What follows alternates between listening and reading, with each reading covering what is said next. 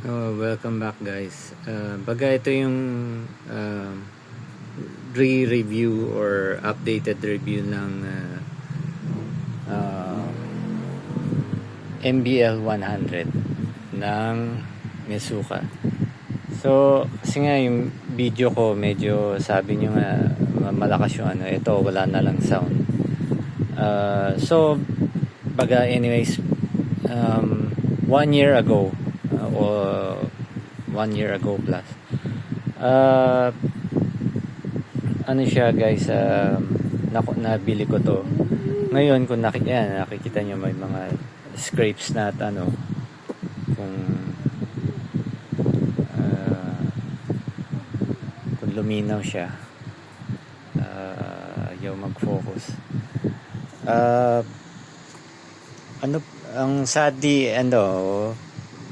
matibay siya pero ang problema is wala na talagang halos na grip.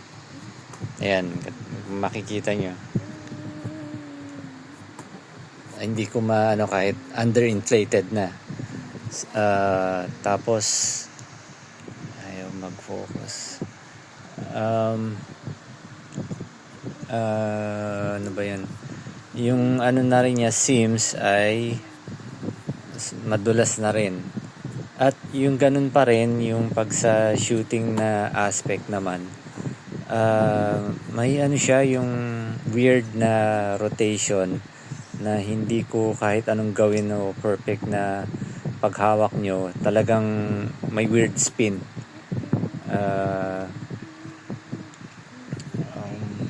Diba? So again, ito sa size niya, pag finally pump nyo, magiging 29.6 talaga. Ito sa bigat naman ay 619 grams usually. Talagang slippery na siya guys. Mas gusto ko pa rin yung rubber version nito. Yun talagang kahit anong gawin nyo, pangbakbakan talaga. Tas hindi siya may weird na rotation pag sinushoot nyo. Talagang maganda yung spin. May grip pa rin hanggang ngayon.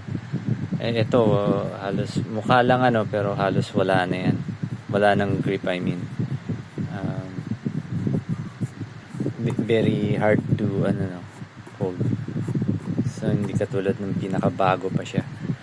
So ano pa ba? So yun lang guys, hindi siya yung isa sa hindi ko mare-recommend talaga na kunin nyo. Sana nakinig yung Mesuka company, nag-email ako sa kanila na sa mga adjustments, pero parang wala naman nangyari. Parang nakikita ko pa rin na ganun yung nila sa mga mall stores. So yun guys, hindi masyadong reliable. Although sa tibay, kung gusto nyo talagang lang, yun lang yung maasahan. Intact pa rin siya kahit pa paano. Wala ganong